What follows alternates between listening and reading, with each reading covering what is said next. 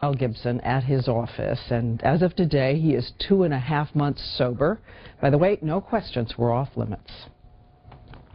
July 28th. Yes, a day to remember. How did that day start?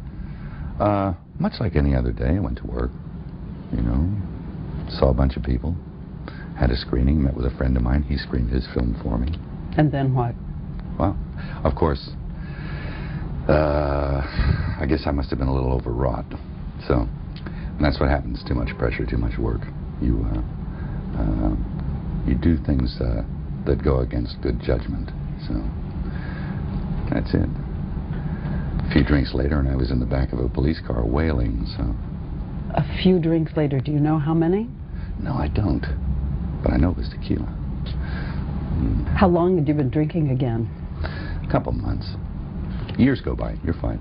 And then all of a sudden, in a heartbeat, in an instant, on an impulse, somebody shoves a glass of mezcal in front of your nose and says, "It's from Oaxaca." And you go, "What?" And it's burning its way through your esophagus, and you go, "Oh man, what did I do that for? Can't put the toothpaste back in the tube." Were you drinking from the open bottle of tequila in the car? Yeah. I had a couple of slugs, yeah. So how drunk were you? It's not a question of how drunk you are, or you're impaired. Your judgment is impaired enough to do insane things like try and drive at high speeds. Even a couple of drinks, you lose all humility. Everything is just, you become a braggart, then a blowhard. And yeah, one of the things you said was about owning Malibu. Yeah, oh yeah. Right. Yes, I own this place, as I sat in the back of a police car with my hands cupped on. And then, as the officer arrested him, a tirade against Jews. Take me back to that moment as you remember it then. Officer James Mee. Mm-hmm. Did you know him? Did you know he was Jewish? No, I don't think so. Yeah. I don't think so. I found out later. But that's, you know, all. Why would you have asked him that? I don't know. You see, it's all, I didn't know if he was or wasn't. I mean, I said horrible things to him. And he was pretty patient. These are the words. Mm-hmm. How horrible does he think they were? I read to him the officer's account of the words he used that night. Expletive Jews. And to Officer Mee, "Are you a Jew?" And the Jews are responsible for all the wars in the world. Mm-hmm. Are those anti-Semitic words? Oh, yeah. Yeah, absolutely. It sounds horrible. And I'm ashamed of that. That came out of my mouth. And I'm not that. That's not who I am, you know. We have a world in which alcohol is used to excuse behavior. It's always, well, alcohol is used to kill pain. And it is no excuse, by the way. It's not a good enough excuse. If the police officer had been black... Mm-hmm. Mm-hmm. Maybe. I don't know. What would you have said? Who knows? I'd have to get loaded again and tell you. And then be in those conditions again. Because it's unpredictable what's going to come flying out. At the police station, still angry, he said to a female sergeant, "What do you think you're looking at?" Adding a reference to her breasts. I've heard people say, you know, "I am a angry drunk." Fill in the blank. I am a happy drunk until I snap for no reason and just turn. Where does this anger come from? I have no idea. Just I've been angry all my life. And I try not to have it manifest itself, you know. You try and keep a lock on it. And it really isn't, it's real back there someplace. And, you know, I've talked to people about that. Like, where is it coming from, this anger? And I can get really mad about, I can murder inanimate objects. You should see me choking the toaster in the morning. You know, so I'm kind of a work in progress right now, so you got me a little green. See? I mean, I just got out of the straitjacket with the messy hair and everything. The mugshot. Yeah, the mugshot. The first thing that went through my mind was like Nick Nolte's photograph. So I did my best with a finger combing in the water fountain to sort of like splash a little water on my face to not take one of those hideous mugshots, because I knew it would be around. So, vanity won out. You know. The first time Gibson was arrested drunk was 1984 after rear-ending a car. He entered AA in 1991. But he has talked about his suicidal despair at relapsing. His family has had to endure it all.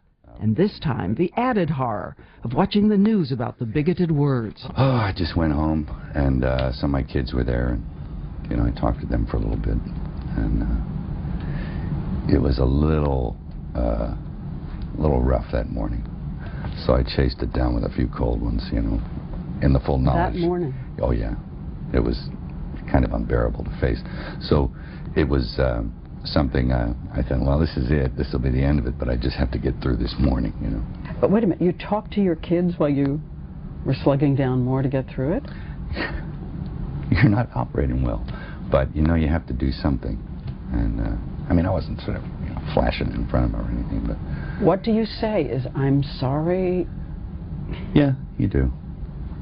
I've apologized more than anyone I know, so it's getting old. And how long's your list of apologies necessary? Oh, huge. For my whole life. How did you tell your wife? I just told her, you know, straight out. Slipped again, yeah. And she was like, of course, you know, she doesn't like that. But she was, you know, gracious, compassionate. Her name is Robin. They have been married 26 years and have 7 children. You said once that she gets the medals. Yeah, because she is the one who hopes. Yeah. She hopes, she bears the brunt, and it's no different this time, so there you have it. How many times can you ask her? Boy, I don't know.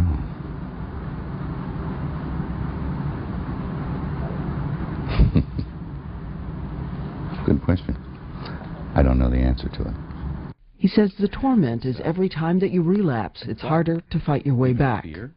The risk of everything, life, limb, family,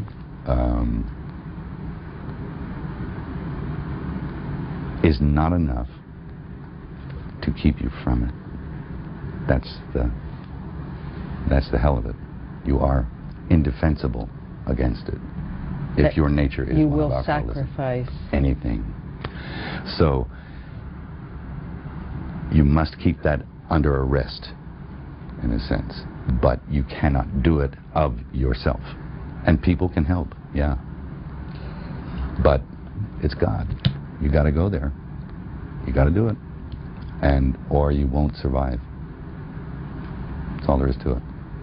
Look, this whole experience, in a way, for me, I'm sort of viewing it now as a kind of a blessing, because... A blessing? Yeah. Well, firstly, I got stopped before I did any real damage to anyone else. Thank God for that. I didn't hurt myself. You know, I didn't leave my kids fatherless. That's good. That's a blessing, okay? The other thing is, sometimes you need a cold bucket of water in the face to sort of snap to.